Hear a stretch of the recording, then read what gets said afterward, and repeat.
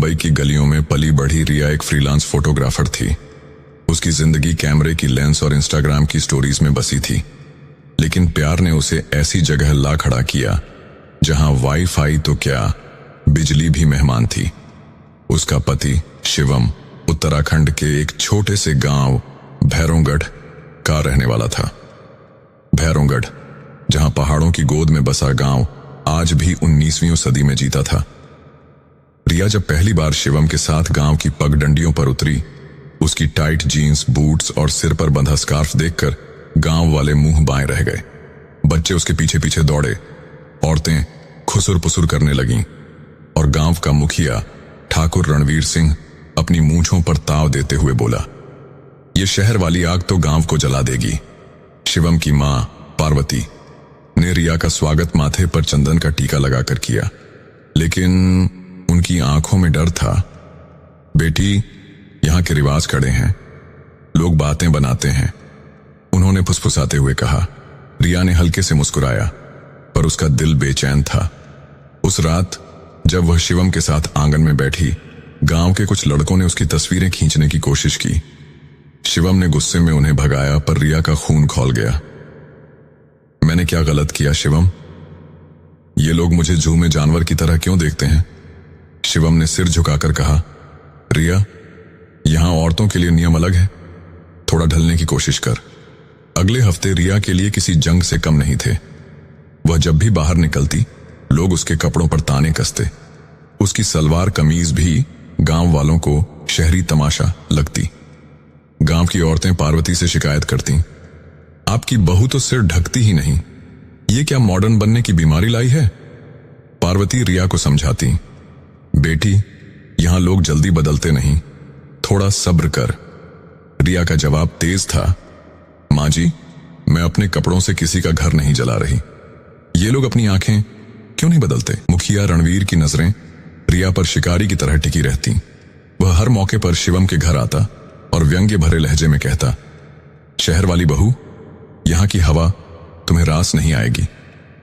एक दिन उसने रिया को अकेले देखकर तंज कसा, यहां औरतें अपनी मर्यादा रखती हैं, तुम्हारी ये जीन्स टॉप की आदत छोड़ दो। रिया ने आंखें तरेर कर जवाब दिया, मर्यादा मेरे दिल में है ठाकुर साहब, आपके तानों में नहीं। उसकी हिम्मत ने रणवीर को भड़का दिया।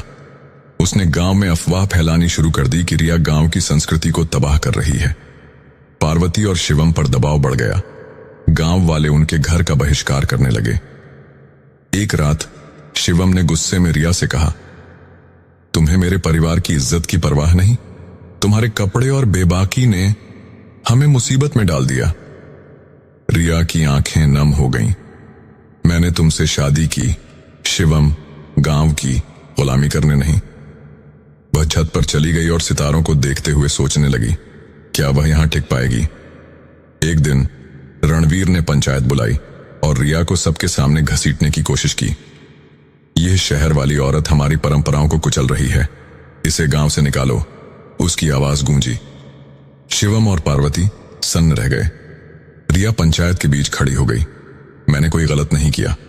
अगर मेरे कपड़े और मेरी आवाज आपकी सोच को चोट पहुंचाते हैं तो अपनी सोच बदलें। उसकी आवाज में आग थी। गांव की एक जवान लड़की गंगा उठी और बोली, रिया दीदी सही कह रही हैं, हम भी जीना चाहती हैं अपनी मर्जी से। धीरे धीरे और औरतें उसका साथ देने लगीं। पार्वती ने रिया का हाथ थाम लिया और कहा, मेरी बहू इस गांव की शान है, अगर बदलाव गलत है तो हम सब गलत हैं। रणवीर की बोलती बंद हो गई। गांव की हवा में बगावत की गंध थी।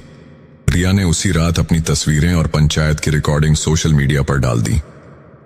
सुबह तक वह वायरल हो चुकी थी। पंचायत के बाद रिया ने गांव की औरतों के साथ मिलकर एक फोटोग्राफी और क्राफ्ट वर्कशॉप शुरू किया। उसने उन्हें अपने हुनर को दुनिया तक पहुंचाने का रास्ता दिखाया। गांव की बेटियां अब उसे चिंगारी दीदी कहकर बुलाती थीं। पार्वती ने रिया को गले लगाकर कहा, तूने मेरी सोच बदल दी बेटी। शिवम ने माफी मांगी और बोला, तुमने मुझे सिखाया कि प्यार का मतलब साथ देना है, न कि रोकना। भैरोगढ़ की पगडंडियों पर अब बदलाव की धुन गूंज रही थी और रिया उस धुन की सर्जक थी